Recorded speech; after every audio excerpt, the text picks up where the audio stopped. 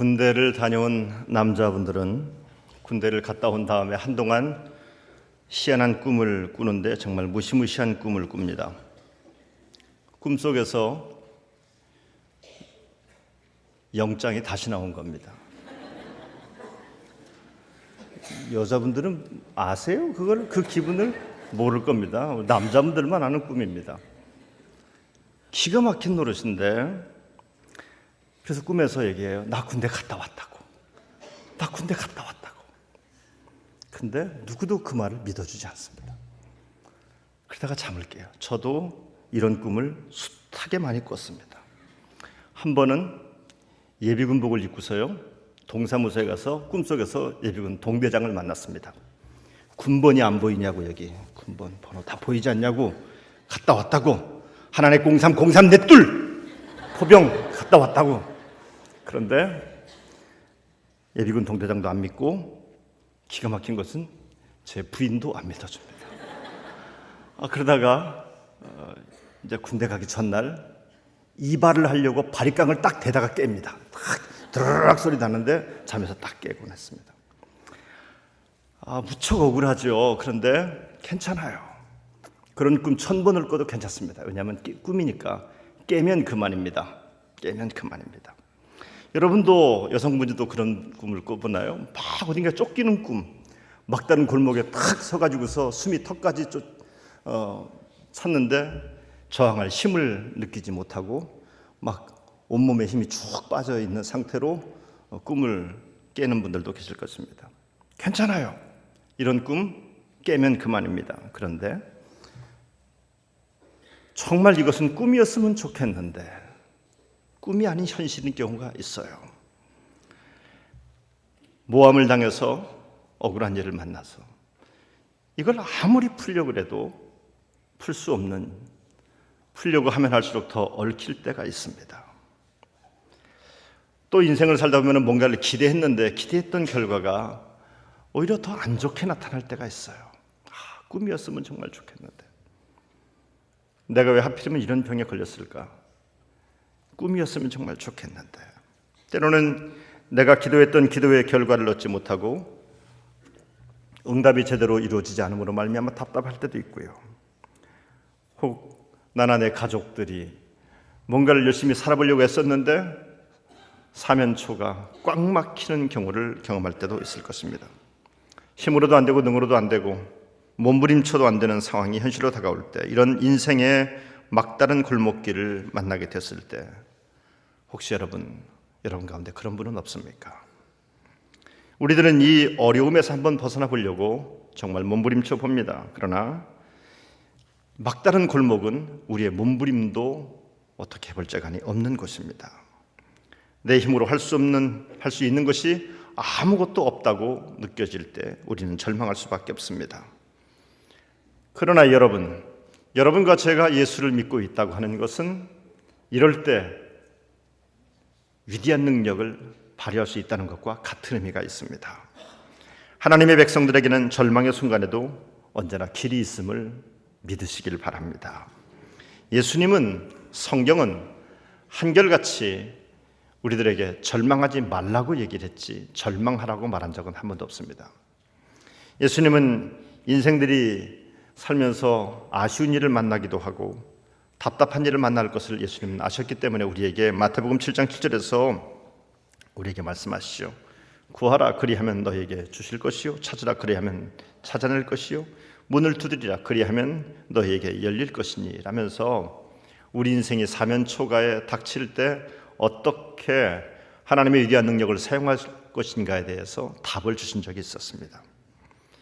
특별히 하나님께서는 금년에 우리 백안교회를 사랑하시고 축복하시기 위해서 여러분과 저에게 하나님을 보라라고 하는 말씀을 여러분과 저에게 허락해 주셨습니다. 역사 속에서 이스라엘 민족이 홍해를 건널 때를 한번 보십시오. 출애굽했을 때 정말 기분이 정말 좋았습니다. 그런데 홍해 앞에 딱 서니까 깝깝해집니다. 앞은 홍해가 있죠. 옆은 절벽 같은 것이 가로막혀 있죠. 뒤에는 애굽의 군대가 쫓아오죠. 여러분, 이거 어떻게 하면 좋습니까? 막다른 골목입니다. 어디로도 갈 수 없습니다. 벽을 뚫고 가겠습니까? 바다를 뚫고 가겠습니까? 아니면 저 기갑부대로 무장한 마차부대가 쫓아오는데 저걸 어떻게 뚫고 나갈 수가 있겠습니까? 방법이 없는, 어떻게 해볼 재간이 없는 지경에 놓이게 되었습니다. 사람들은 이런 위기를 만나게 되면은 바닷물에 뛰어들든지 물에 빠져 죽는 게 낫겠다. 아니면 절벽에다 머리를 찍고 죽든지, 아니면 가지껏 한번 우리 히브리 정신을 발휘해 가지고서 아랍 사람들과 한번, 저 애굽 사람과 한번 맞짱을 한번 붙어보자 하고서 일단에 혈기 있는 사람들은 병거탄 애굽의 군대와 싸우다가 죽었을 것입니다. 그러나 성경의 역사를 보십시오. 그들 가운데 한 명이라도 홍해에 빠져서 물에 빠져 죽은 사람이 있습니까? 한 명이라도 절벽에 머리 받고 자결한 사람이 있습니까? 그 200만 명 넘는 사람 가운데 한 명이라도 애국 군대 창이나 칼에 손상받고 부상당한 사람이 나왔던가요? 한 명도 없습니다. 그들은 마른 땅처럼 갈라진 홍해 땅을 걸어서 건너갔고, 근데 정말 이상하죠. 뒤에서 이스라엘 민족을 죽이겠다고 쫓아오고 있던 애굽의 군대들은 그 홍해에 납덩이처럼 다 수장돼서 죽었다고 성경은 그렇게 기록하고 있습니다. 시편 54편은 함정에 빠진, 그래서 위기를 만난 막다른 골목을 경험하고 있는 다윗이 불렀던 노래가 본문의 말씀입니다.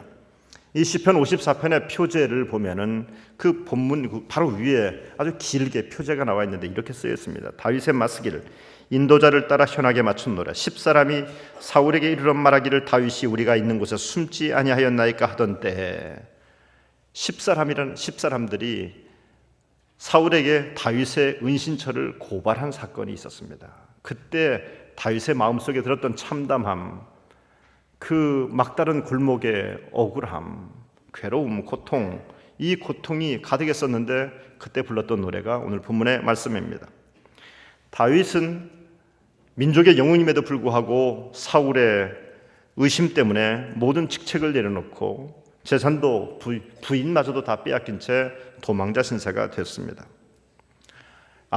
사람이 까딱 한 번만 실수하면은 목숨 날아가는 것은 이건 순식간에 일이겠구나. 다윗은 아주 본능적으로 도망자 신세를 겪으면서 알고 있던 겁니다.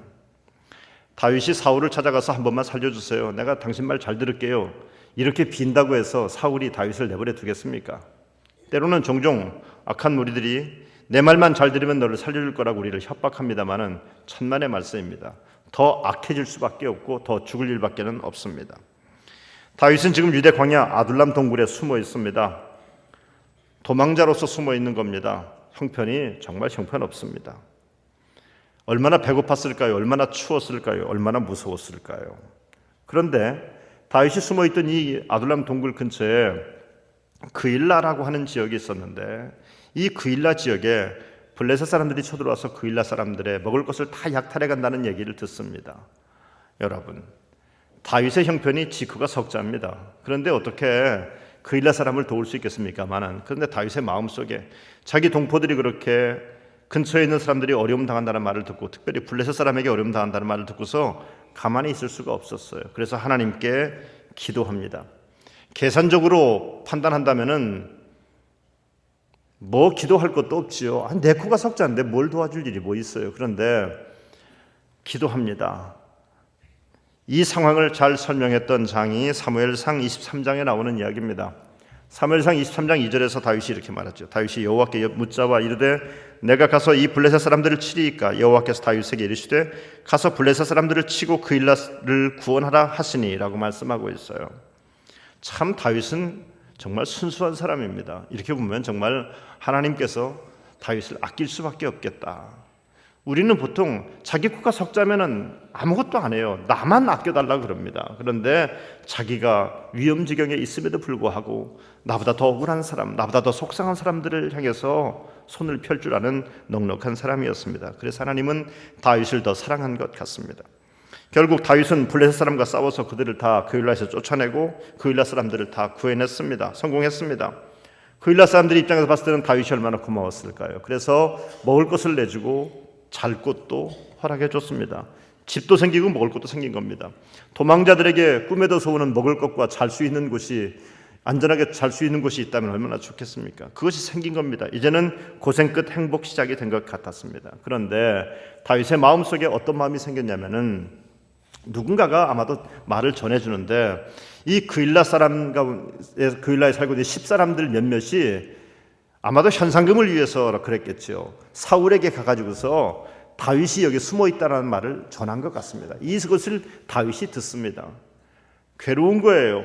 여기 그냥 있자니 분명히 사울의 군대가 쳐들어와 가지고서 마을을 삥 둘러싸서 그일라 사람들을 다 죽일 것이고 나도 죽일 것이 분명한 사실인데 이거 어떻게 하면 좋을까? 사실 이곳에서 따뜻한 집에서 따뜻한 물과 함께 목욕을 하고 맛있는 것을 먹고 얼마나 행복한 일입니까? 그런데 꿈에도 소원인 이것들을 다 얻었는데 누릴 수 있는데 누릴 자격이 되는데 그런데 누릴 수 없게 된 상황이 된 겁니다. 답답하고 실망스러워서 하나님께 기도하는데 사무엘상 23장 12절에 이렇게 기도합니다.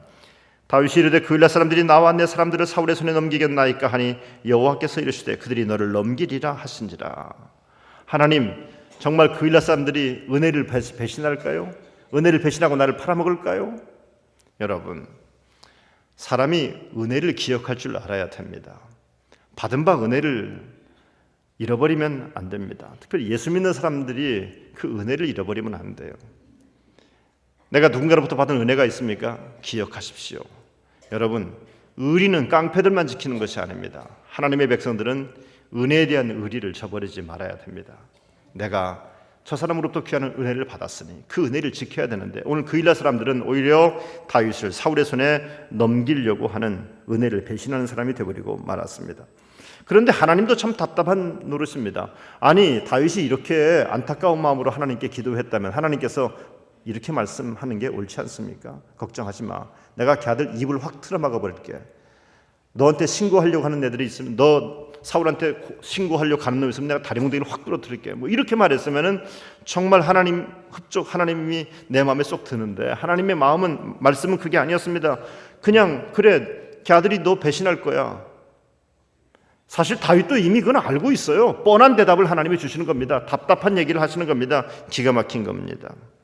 다윗은 이제 겨우 인간답게 살 수 있을 것 같았는데 도대체 그러면 저들이 나를 배신해서 사울에게 나를 신고하면 나는 다시 황량한 광야로 나갈 수밖에 없는 겁니다. 눈앞에 펼쳐진 세상이 도무지 희망적이지 않아요. 절망적일 수밖에 없습니다. 여태껏 하나님의 뜻대로 산다고 살아왔어요. 여태껏 주님의 이름을 위해 살아온다고 애썼어요. 그런데 그 결과치고는 너무나 허망하지 않습니까? 또 아니 지금 내가 이렇게 그일라 땅에서 좀 편안히 쉴 수 있는 것은 내 기도의 결과고 내 믿음의 결과고 내 신앙의 결과인 줄 알았는데 그런데 이것이 축복이 아니에요. 축복이 아니라 다시 광야로 나아가야 된다고 하는 이야기입니다. 다윗은 이런 절망을 눈앞에 두고도 하나님을 생각합니다. 하나님을 바라봅니다.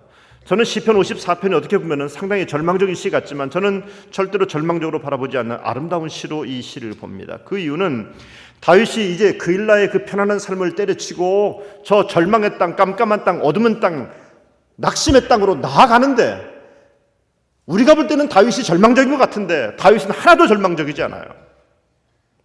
여러분이 오늘 주일날 예배를 드립니다. 하나님 말씀 듣고 은혜를 받습니다.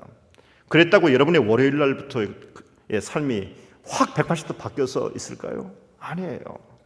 어떤 분은 바뀐 사람도 있겠지만 어떤 사람은 여전히 똑같은 경우도 있고 어떤 사람은 어제보다 더 안 좋아, 어제 토요일보다 더 안 좋아진 상황을 만나는 사람들도 있을 것입니다.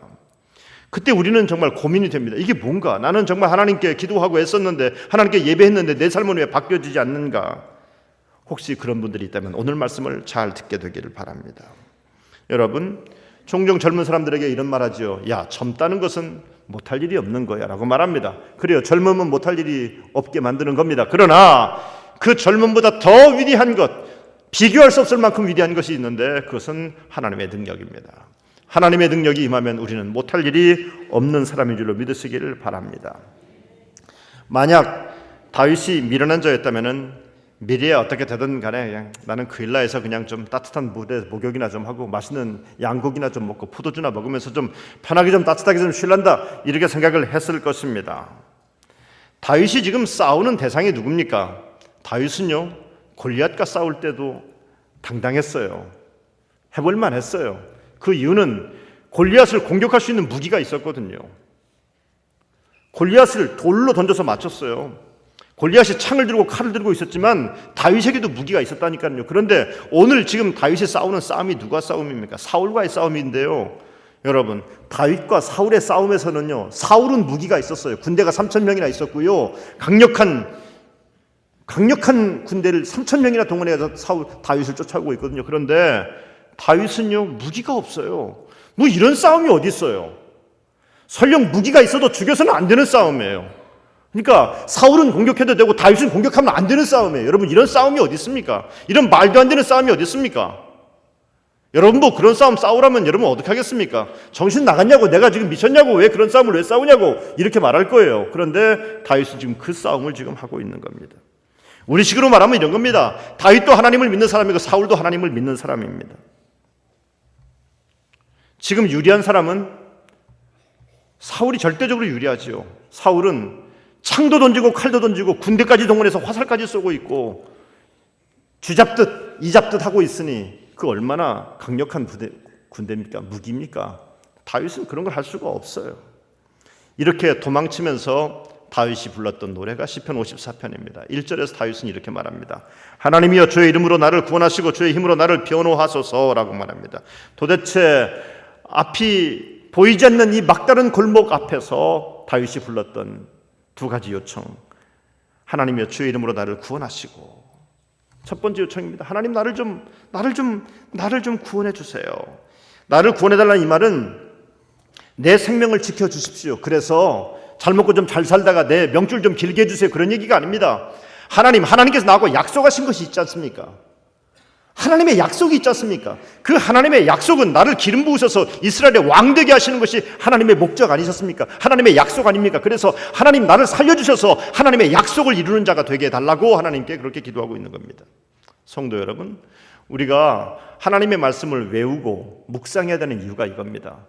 하나님이 나에게 주신 약속의 말씀을 붙잡고 기도하는 것은 너무나 소중한 겁니다. 오늘 다윗의 지혜를 배우십시오. 하나님, 나 좀 떼돈 벌게 해주세요가 아니라 하나님의 약속을 이루기는 사람이 되게 해달라고, 하나님이 나를 통해 하셨던 그 약속을, 하나님의 말씀을 이루는 자가 되게 해달라고 하나님께 그렇게 기도하시기를 바랍니다.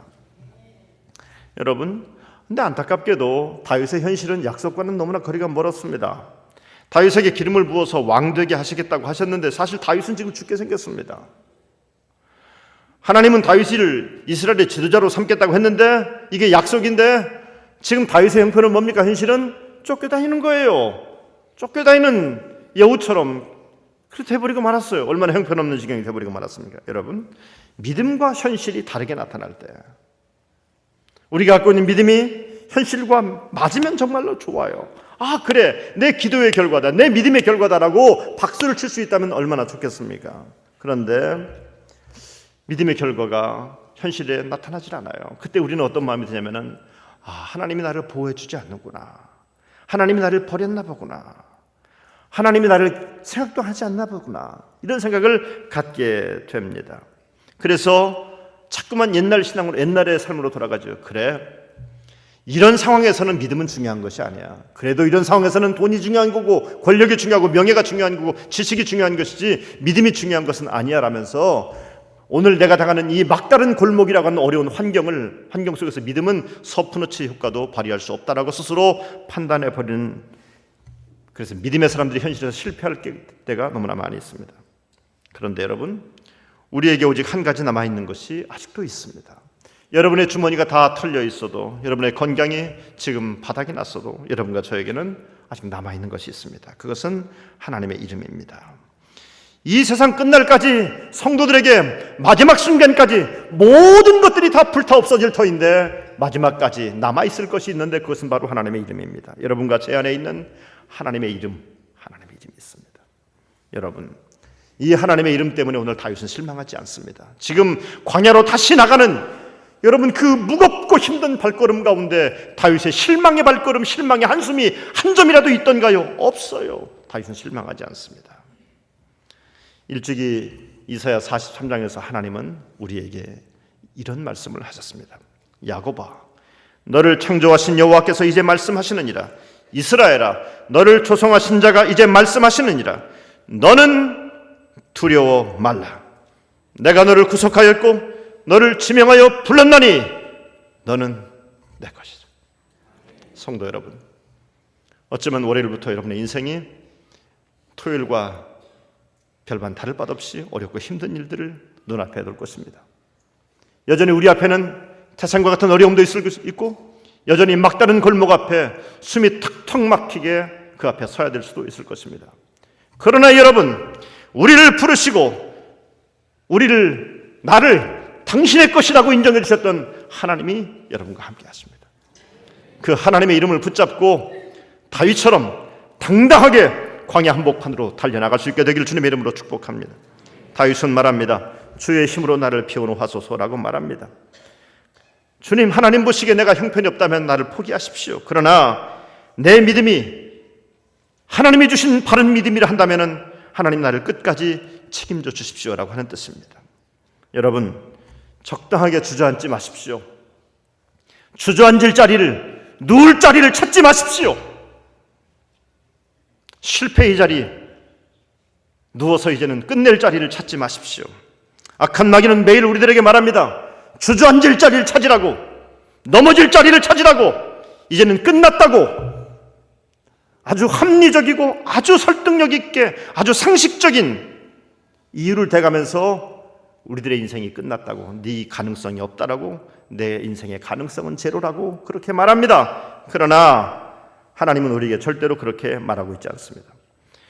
다윗이 광야 한복판으로 다시 나가면서 도망가면서 실망하지 않았던 이유는 다윗에게는 사울에게 없는 것이 있었어요. 특권이 있었어요. 그것은 하나님은 내 기도를 들으시고 하나님은 내 기도에 응답하신다는 믿음이었습니다. 2절은 말합니다. 하나님이여 내 기도를 들으시면 내 입의 말에 귀를 기울이소서라고 말하고 있어요. 성도 여러분, 안타깝게도 사울은 기도를 해도 소용이 없는 사람이었습니다. 다른 말로 말하면 기도할 수 없는 사람입니다. 형식적으로 기도를 해도 하나님은 그의 기도를 듣지 않습니다. 그러나 하나님은 비록 쫓겨가는 인생이었지만 다윗의 기도는 듣습니다. 다윗의 고통의 숨소리도 듣습니다. 여러분, 그 믿음이 여러분과 저에게 있게 되기를 바랍니다. 오늘 내가 이 골방에서 하나님께 드리는 이 한숨, 이 눈물 젖은 기도를 하나님은 들으신답니다. 이 믿음이 있기 때문에 광야 한복판에 쫓겨나가도 다윗은 외롭지 않았습니다. 외롭지 않았습니다. 해상 사람들은 이 기도의 능력과 권세를 모르기 때문에 그저 돈과 명성과 권력을 가지고 충동적으로 닥치는 대로 살아갈 수밖에 없습니다. 자기 인생의 미래가 무엇인지 도무지 알 수가 없습니다. 충동에 따라 달려가는 폭주 기관차와 같습니다. 그러나 하나님의 백성은 하나님의 이름과 능력을 갖고 있는 사람입니다. 우리는 하나님께 기도할 수 있는 사람입니다. 우리는 하나님의 이름 앞에서 그 말씀을 의지해서 하나님 앞에 간구할 수 있는 권세를 갖고 있는 사람인 것을 기도하십시오. 여러분이 오늘 주님 하고 기도할 수 있다는 것이 얼마나 큰 특권인지, 그 특권을 여러분의 삶의 현장에서 사용할 수 있게 되기를 주님의 이름으로 축복합니다. 지금도 우리에게는 하나님께 직접 기도할 수 있는 권한이 생기지 않았습니까? 사람을 붙들고 하소연할 필요가 없습니다. 하나님께 기도하면 됩니다. 다윗은 하나님 앞에 당당하게 3절에 기도합니다. 낯선 자들이 일어나 나를 치고 포악한 자들이 나의 생명을 수색하며 하나님을 자기 앞에 두지 아니하였음이니이다 라고 말하고 있습니다. 낯선 자들이 나를 일어나 친다는 말은 이스라엘 백성들은 하나님의 양떼들이죠. 그 양떼들 속에 이 양떼들은 하나님의 말씀으로 살아갑니다. 하나님의 인도를 받습니다. 항상 하나님 앞에 서 있는 신앙의 양심을 가지고 살아갑니다. 그런데 하나님 앞에 서 있는 신앙의 양심이 없는 사람들, 양의 모습은 갖고 있지만 양이 아닌 존재들이 있더라라는 얘기입니다. 이게 바로 낯선 자들입니다. 사울이 바로 그런 사람입니다. 다른 말로 말하면 사울은 하나님의 양이 아닙니다. 사울은 겉으로는 잘 믿는 척하지만 하나님의 백성이 아닙니다. 그의 행동, 그를 추종하는 3,000명의 군대들의 행동들을 보면은 도대체 하나님 앞에 서 있다면 이렇게 행동할 수가 없는 사람들입니다. 다윗의 생명을 죽이려고 하는 데만 오직 사명이 있는 사람. 다윗은 하나님 앞에 서 있는 신앙의 양심이 있었기 때문에 사울의 생명을 지키는 자로 살았는데 이들은 다윗의 생명을 죽이려고 하고 있습니다.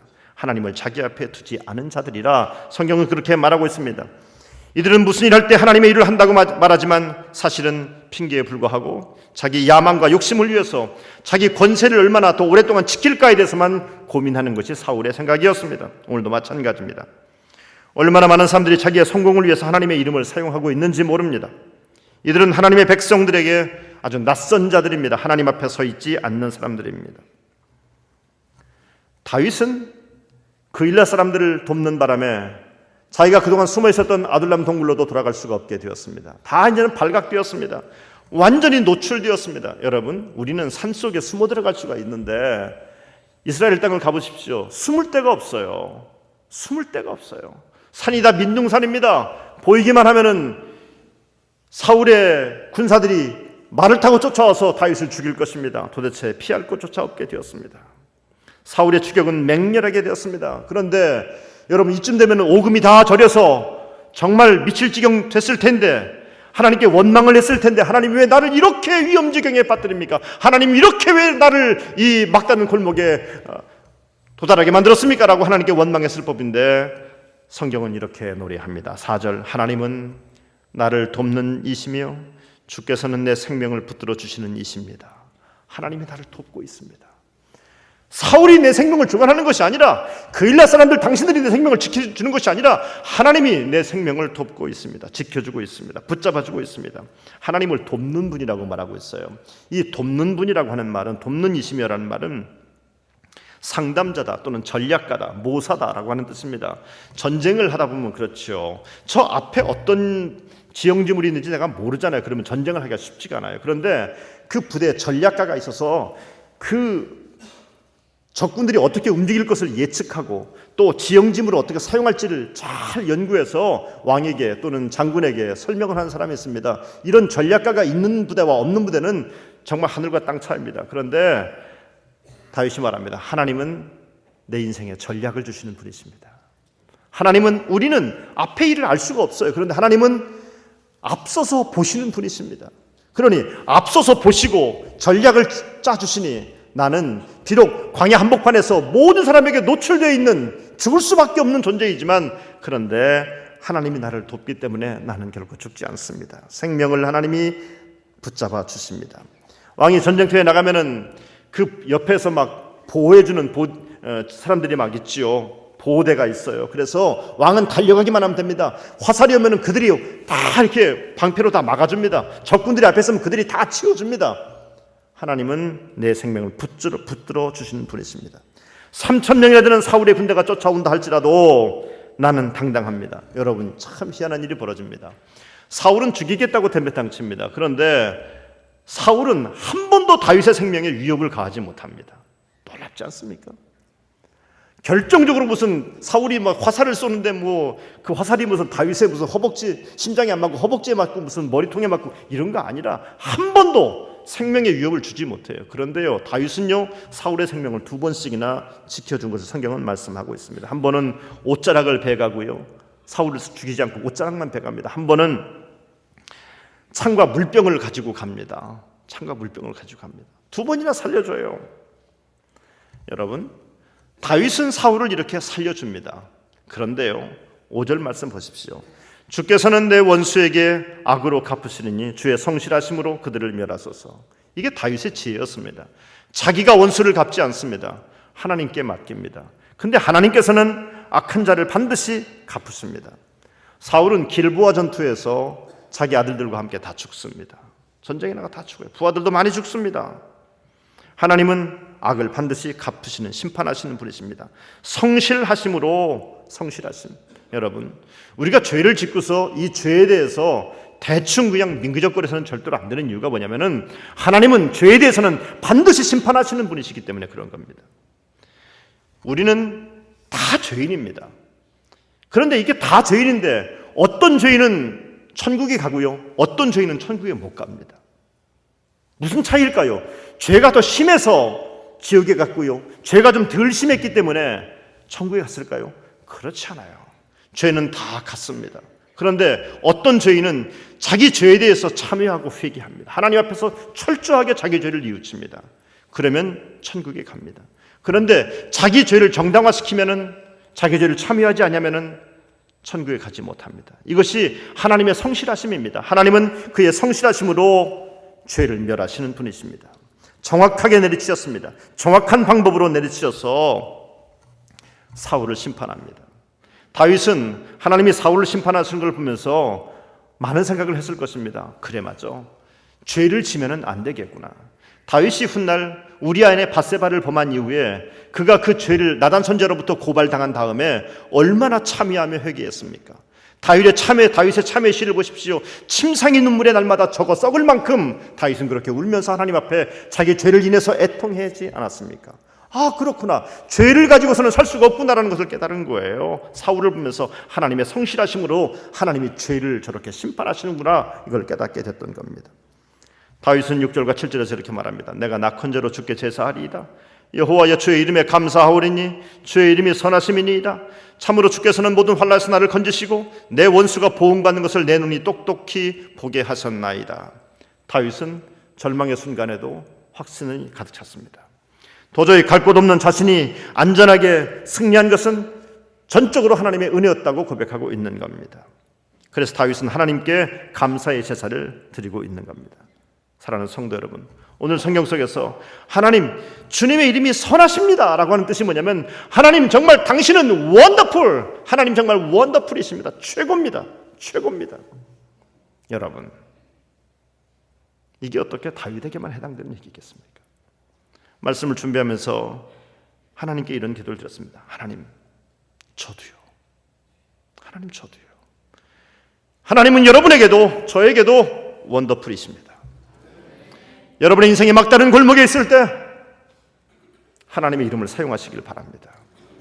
여러분의 인생이 원더풀로 바꿔지게 될 줄로 믿습니다. 하나님은 당신의 이름을 높이기 위해서 우리 자신을 그렇게 사용하실 것입니다.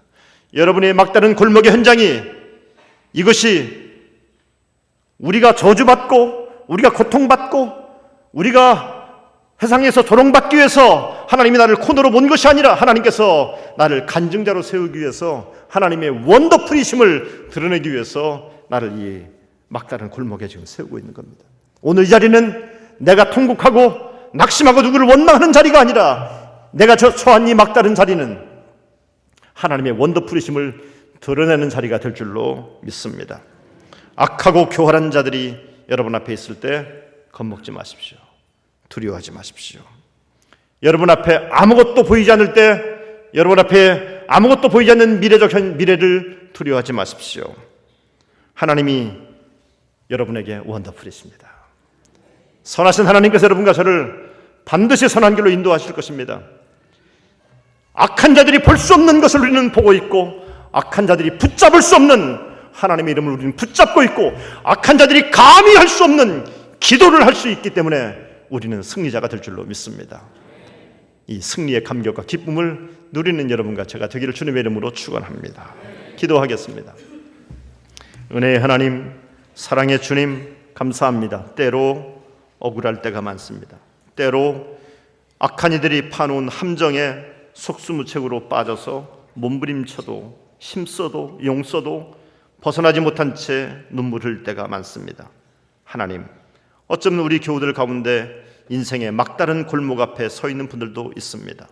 물질의 막다른 골목길, 건강의 막다른 골목길, 다양한 막다른 골목길 앞에서 하나님 한숨 짓고 울면서 살았던 것이 현실입니다. 그러나 오늘 우리와 똑같은 현실 앞에서 울지 않고 노래를 부르며 휘파람을 부르며 광야로 달려나가는 다윗의 모습을 우리가 봅니다. 주님, 다윗과 함께 하시던 하나님은 나의 하나님이십니다. 다윗의 기도를 들으신 하나님은 오늘도 내 기도를 들으시는 하나님이십니다. 낙심하고 절망하지 않게 하시고 원망하고 포기하지 않게 하시고 우리의 이름을 아시고 우리를 불러주셨던 믿음의 주의 온전케 하신 이인 주님을 바라보게 하시옵소서. 주님의 이름을 부르게 하시옵소서. 주님의 말씀을 듣고 그 말씀대로 살아가는 저희들 되게 하여 주옵소서. 예수님 이름으로 간절히 기도드립니다. 아멘.